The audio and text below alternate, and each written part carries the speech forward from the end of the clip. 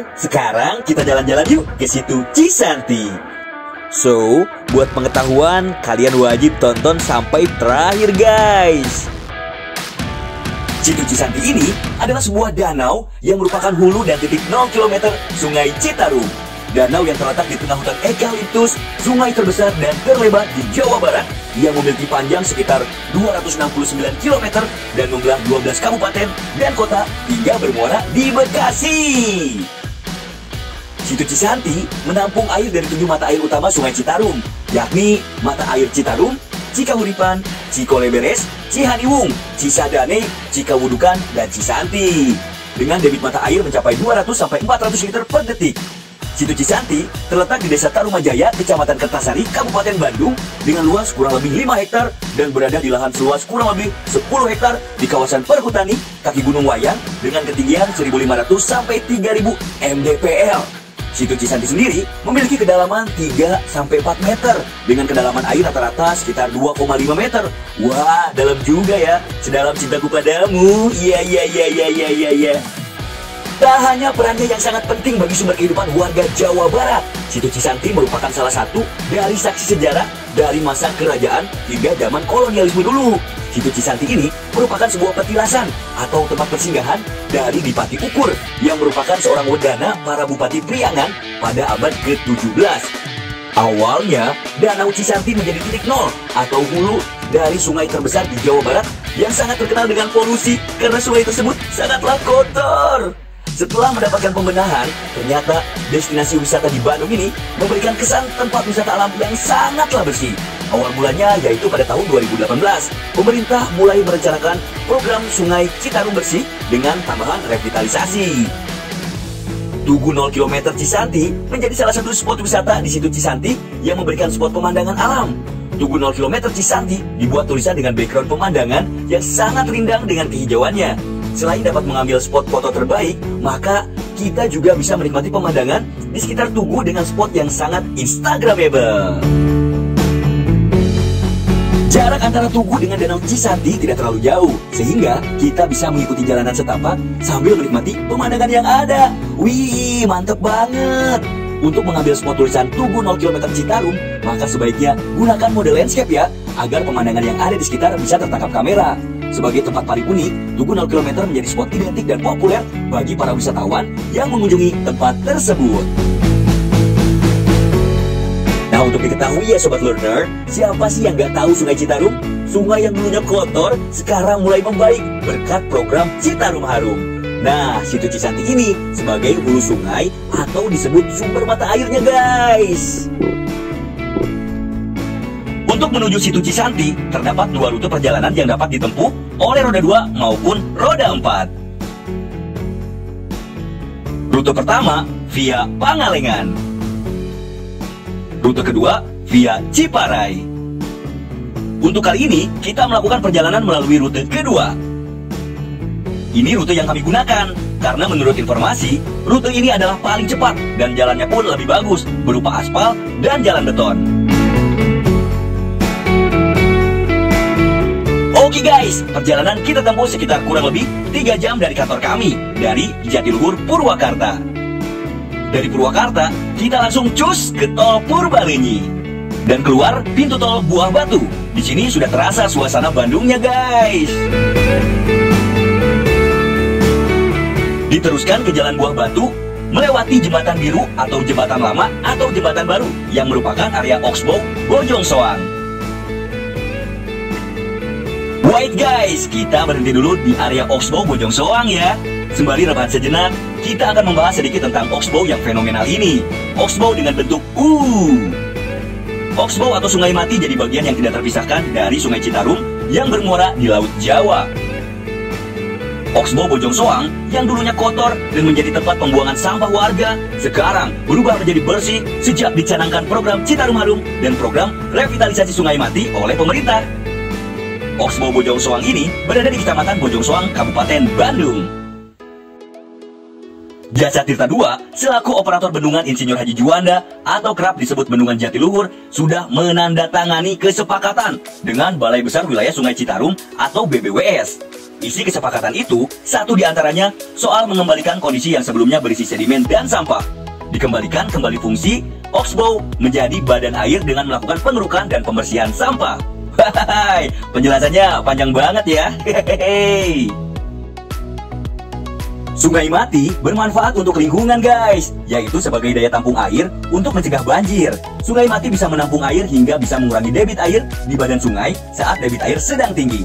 Selain itu, Oxbow dapat dikembangkan menjadi aktivitas air seperti budidaya perikanan, pariwisata, dan lain-lain.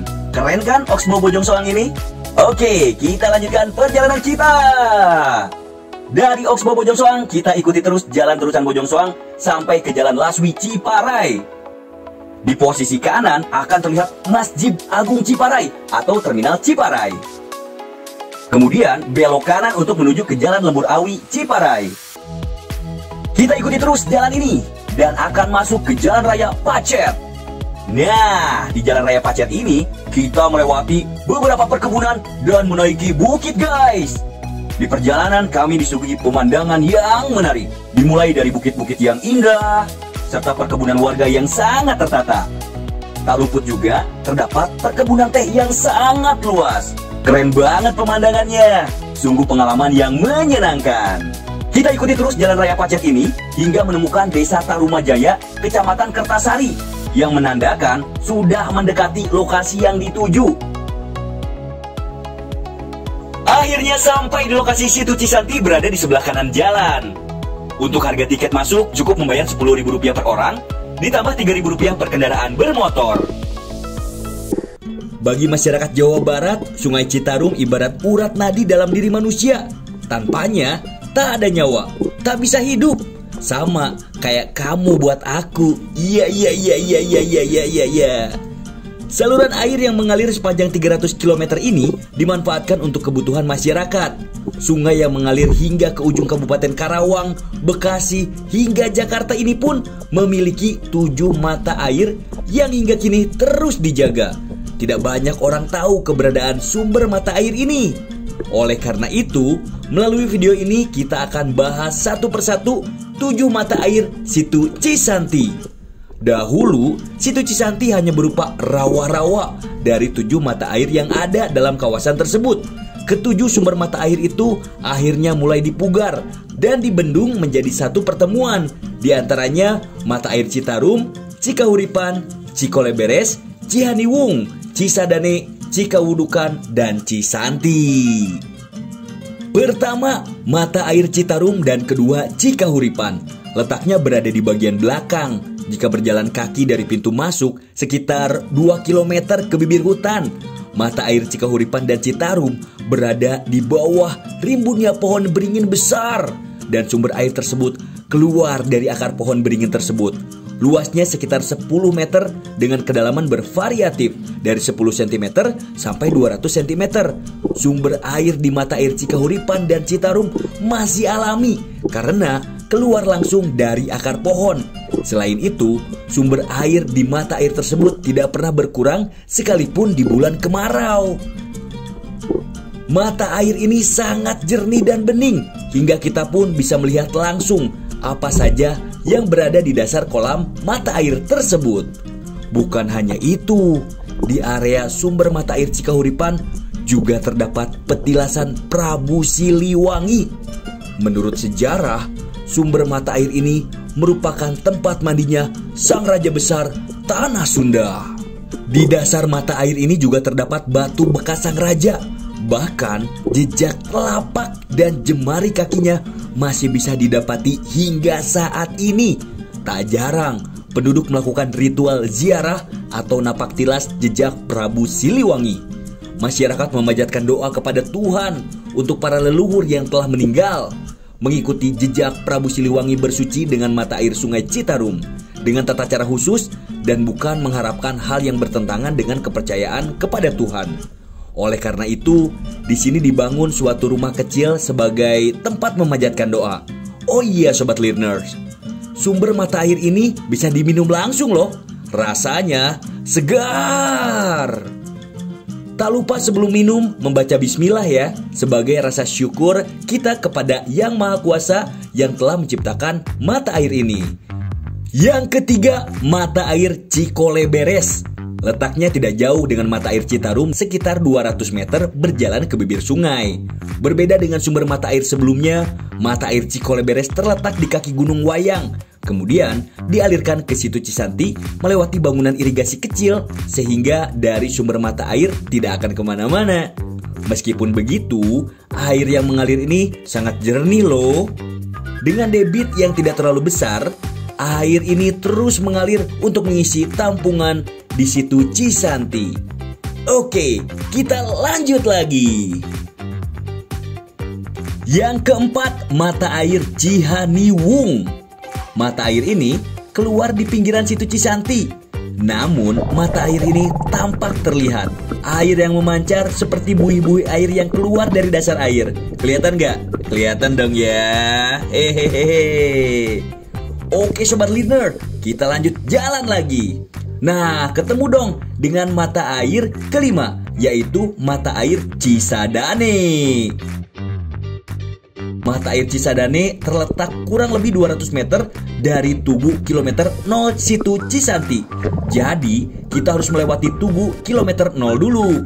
Baru deh kita ketemu sumber mata air ini. Setelah selesai, kita lanjut jalan lagi. Let's go! Tidak jauh dari mata air Cisadane, kita akan menemukan mata air Cikawudukan. Mata air Cikawudukan sama seperti mata air Cikoleberes, terletak di kaki Gunung Wayang dan dibuat bangunan irigasi kecil untuk dialirkan ke Situ Cisanti. Debit airnya cukup deras. Lanjut ke sumber mata air yang terakhir, sumber mata air Cisanti. Untuk menuju sumber mata air ini, kita harus berjalan ke atas dari pintu masuk. Karena sumber mata air ini terletak di kaki Gunung Wayang. Perlu usaha ya sobat. Aduh, pasti capek ya. Tapi nggak apa-apa deh, gaskeun. Come on, gas lanjut lagi. Ketika sampai di lokasi, mata air ini dibatasi dengan pagar teralis besi. Mungkin supaya tidak ada yang merusaknya ya. Debit mata airnya pun cukup besar dan airnya jernih. Dari sumber mata air ini dialirkan ke Situ Cisanti melalui bangunan irigasi kecil. Ketujuh sumber mata air ini terus dijaga agar anak cucu kita dapat merasakan air yang merupakan anugerah dari Tuhan Yang Maha Kuasa. Selain liburan, kita juga dapat melepas penat sekaligus memuji ciptaan Yang Maha Kuasa. Untuk yang penasaran, silakan datang langsung ke lokasi ya. Situ Cisanti, Kabupaten Bandung, keren. Situ Cisanti merupakan sumber mata air yang dijaga dan dilestarikan. Maka dari itu, pemerintah melakukan upaya konservasi sumber mata air dengan melakukan penanaman tanaman arboretum.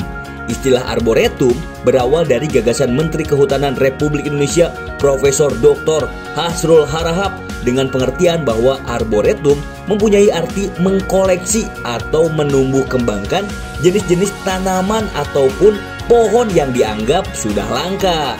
Pembangunan arboretum dimaksudkan sebagai inti dalam rangka mendukung master plan konservasi sumber air pada daerah aliran sungai atau DAS Citarum yang lebih luas atau demonstration area. Nah, tujuan dari pembangunan arboretum ini ialah sebagai konservasi sumber air, koleksi berbagai jenis pohon langka, kawasan hutan wisata, dan sebagai sarana pendidikan dan penelitian. Manfaat arboretum ialah memperbaiki hidrografi aliran air Sungai Citarum dan untuk menjaga kelestarian sumber daya alam. Kegiatan arboretum ini dimulai pada bulan Agustus 2002 dan diresmikan pada bulan April 2003 oleh Gubernur Jawa Barat dalam acara pencanangan rehabilitasi hutan hulu Sungai Citarum. Lokasi arboretum ini dilaksanakan di sekitar Situ Cisanti pada kawasan sumber air Wayang Windu. Secara administratif berada dalam wilayah Desa Tarumajaya, Kecamatan Kertasari, Kabupaten Bandung dengan kondisi fisik berada pada ketinggian 2180 mdpl, suhu udara rata-rata 10 derajat Celcius sampai 20 derajat Celcius, dan curah hujan rata-rata 2087 mm per tahun.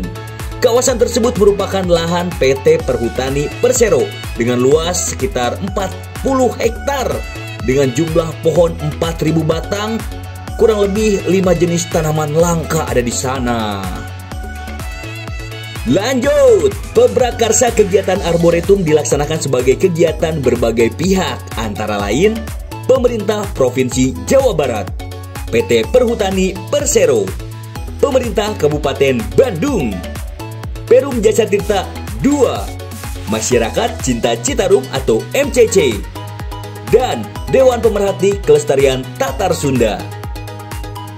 Jenis tanaman arboretum yang ditanam terdiri dari bibit rasa mala sebanyak kurang lebih 1.000 pohon, bibit kibadak sebanyak kurang lebih 1.000 pohon, bibit puspa sebanyak kurang lebih 1.000 pohon, bibit suren sebanyak kurang lebih 500 pohon, dan bibit eukaliptus sebanyak kurang lebih 500 pohon.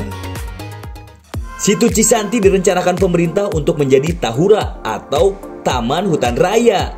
Dengan ditanaminya tanaman-tanaman arboretum, kawasan arboretum dibuat untuk mengembalikan fungsi vegetasi dengan penanaman kembali tanaman endemik yang sudah hilang. Diharapkan mampu menjaga ekosistem lingkungan di sekitar hulu Sungai Citarum. Nah, sekarang kita jadi tahu kan arboretum itu apa? Wah, ternyata dengan nonton video ini kita jadi apa? Yap, betul, jadi tambah pinter.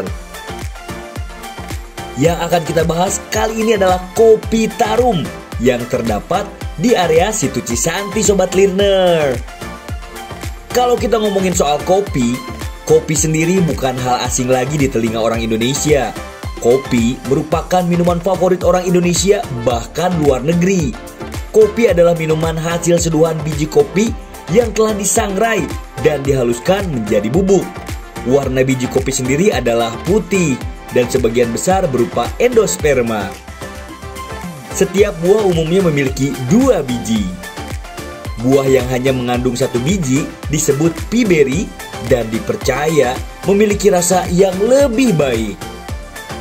Dari sekian banyak jenis kopi yang dijual di pasaran, hanya terdapat 2 jenis spesies utama, yaitu kopi Arabica dan Robusta. Memiliki keunikannya masing-masing dan tentunya pasarnya sendiri. Pohon kopi sendiri dapat tumbuh hingga mencapai tinggi 10 meter. Tumbuhan kopi umumnya ditanam dengan jarak antara pohon sekitar 2 meter. Seperti halnya tumbuhan berbuah lainnya, kopi membutuhkan musim kering dan matahari yang cukup banyak ketika mulai berbuah.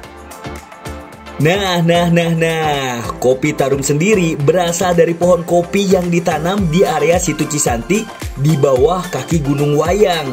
Tanaman kopi ini merupakan salah satu bentuk konservasi Das Citarum antara Perum Jasa Tirta II dan kelompok tani Gapurasari Tani, Desa Kertajaya. Faktor iklim yang baik menjadikan alasan kenapa tanaman kopi ini ditanam di area Situ Cisanti. Biji kopi ini menjadi produk unggulan pariwisata di Situ Cisanti. Rasanya, jangan ditanya lagi, mempunyai khas yang berbeda dengan biji kopi yang lainnya. Kopi Tarum dibangun sebagai bentuk dedikasi program konservasi Sungai Citarum. Jasa Tirta II turut dalam program konservasi di lahan kritis di Das Citarum yang saat ini sudah ditanami kopi. Hasil panen kopi dari program ini diolah untuk disajikan di lokasi Kopi Tarum yang berada di Istora Jatiluhur, Purwakarta. Kopi Tarum menjadi terobosan baru bisnis kopi di Indonesia dan akan mampu bersaing dengan kopi shop yang sudah ada. Menikmati kopi Tarum sembari melihat luasnya danau Jatiluhur yang indah dan tentunya menyejukkan mata. Coffee shop Kopi Tarum tidak hanya mengambil biji kopi yang berada di Situ Cisanti, akan tetapi juga ada yang berasal dari daerah lain. Di antaranya biji kopi dari Cimehmal Kaliandra, Banjaran, kopi Gunung Malabar, dan kopi Bukit Unggul. Akhirnya selesai semua pembahasan kita mengenai Situ Cisanti. Lagi-lagi apa? Yap, betul, lagi-lagi kita jadi tambah pinter. Sampai bertemu di video-video lainnya, Sobat Learner.